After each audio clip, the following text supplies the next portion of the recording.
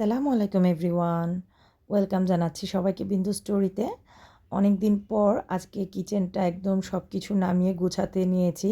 তাই ভাবলাম আপনাদের সাথেও একটু শেয়ার করি। পুরো রান্নাঘর আমার এলোমেলো হয়ে আছে।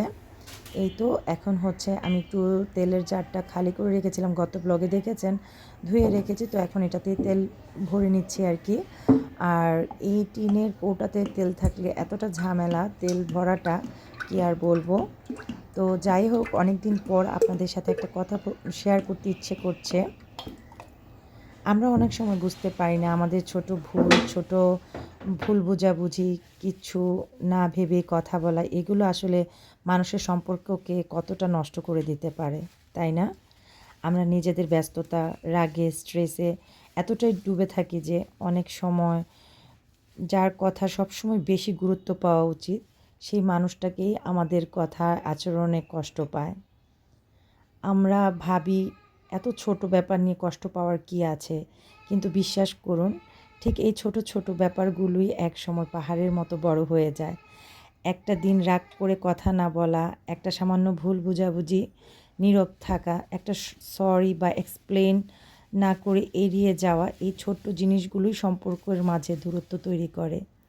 আর দূরত্ব একবার তৈরি হলে ফিরিয়ে আনাটা খুব কঠিন হয়ে যায়, তাই না? আমার কাছে এটাই মনে হয়। আপনাদের কাছে কি মনে হয় অবশ্যই আমাকে কমেন্ট করে জানাতে পারেন। আর এই তো এটা হচ্ছে স্প্রে অয়েল বটল।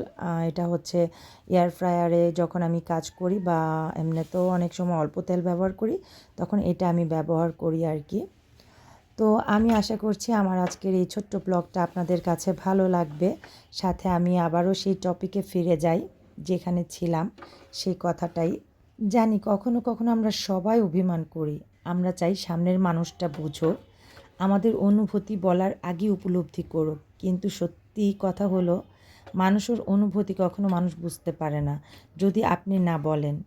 অনেক সময় সম্পর্ক আজ টিকে থাকে না, কারণটা হলো ভুল বোঝাবুঝি নয়, কারণ আমরা কথা বলি না, আমরা ব্যাখ্যা করি না, অহংকারে আটকে থাকি। আর এক সময় একটা মুহূর্ত আসে যেখানে একই ঘরে থেকেও দুজনের মনে দুই পৃথিবীর দূরত্ব তৈরি হয়। তাই বলছি, যদি কোনো কষ্ট থাকে বলুন, যদি ভুল বুঝে থাকেন জিজ্ঞাসা করুন, যদি কেউ অভিমান করে থাকে তার পাশে বসুন। সম্পর্ক টিকে থাকে বোঝাপড়া, যত্ন আর একটু ধৈর্যের উপর, অহংকারে কখনোই না। জীবন খুব ছোট, যাদের ভালোবাসি তাদের হারানোর মতো ভুল করা যাবে না। ছোট্ট ভুলগুলোকে বড় হতে দেয়া যাবে না। আজই কথা বলুন, বুঝুন, ক্ষমা করুন, কারণ অনেক সময় একটা ছোট্ট কথা, তুমি ঠিক আছো, চলো কথা বলি, সম্পর্ককে বাঁচিয়ে দেয়। দিন শেষে আমরা সবাই মানুষ, ভুল করব এটাই স্বাভাবিক, কিন্তু ভুল বুঝে দূরত্ব তৈরি করবেন না, কারণ ছোট্ট ভুল থেকে বড় দূরত্ব, আর বড় দূরত্ব থেকে সম্পর্ক হারিয়ে যায়। তাই বলছি, আজই সবাই যার যার তরফ থেকে যার যার সম্পর্কটাকে সুন্দর করার চেষ্টা করুন। আমিও করার চেষ্টা করি, আপনারাও করে দেখবেন, ইনশাল্লাহ ভালো সম্পর্ক, সুন্দর সম্পর্ক, ভালোবাসার সম্পর্কগুলা নষ্ট হবে না কখনোই। আজকাল এত ডিভোর্স, এত সম্পর্ক বিচ্ছেদ, সেটা হোক স্বামী স্ত্রী, হোক ফ্রেন্ডশিপ, হোক যাই, কোনো সম্পর্কই কিন্তু বেশি দিন টিকে থাকে না। সেটা কেন? আমাদের অহংকার। আর সেই অহংকারটা অনেক কিছু থেকে আসতে পারে। নিজেকে বড় মনে করা বা নিজেকে খুব ছোট্ট মনে করা, যার কারণে আজই সম্পর্কটাকে সুন্দর করুন। সম্পর্ক একবার হারিয়ে গেলে সেটা আর ফিরে আসে না।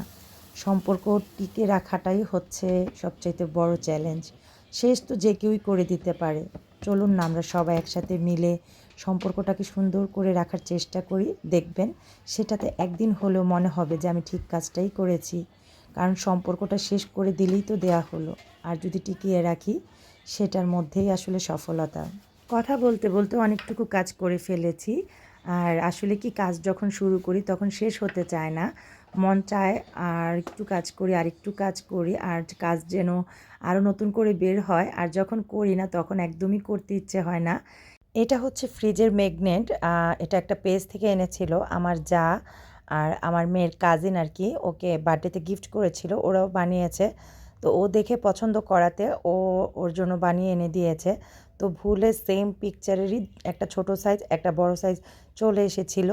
আর এদিকে আমি ফ্রিজটাও মুছে ফ্রিজের যে ম্যাগনেটগুলো ছিল সেগুলোও লাগিয়ে নিচ্ছি। আর এই পর্যন্ত আমার ভিডিওটা যারা দেখেছেন তার মানে অবশ্যই আমার ভিডিওতে কোনো কিছু হয়তোবা ভালো লেগেছে। আর যদি ভালো লেগে থাকে তাহলে প্লিজ একটা লাইক কমেন্ট শেয়ার করবেন।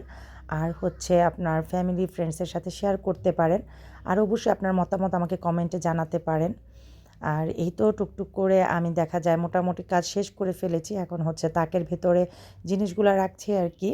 পুরো রান্নাঘর গুছিয়ে শেষ করতে পারিনি। আর একটা ব্লগে যদি সব কিছু দিই তাহলে ব্লগটা অনেক বড় হয়ে যাবে, যার কারণে আজকে এই পর্যন্তই। ইনশাআল্লাহ নেক্সট ব্লগে আবারও দেখা হবে, কথা হবে। সেই পর্যন্ত সবাই ভালো থাকবেন, সবার দুয়ার মধ্যে আমাকে মনে রাখবেন। সবার জন্য অনেক বেশি দুয়ার ভালোবাসা জানিয়ে আজকে এখানেই বিদায় নিতে চাচ্ছি। ব্লগটা যদি ভালো লেগে থাকে তাহলে please like comment and share করবেন। সবাই ভালো থাকবেন। আল্লাহ হাফেজ।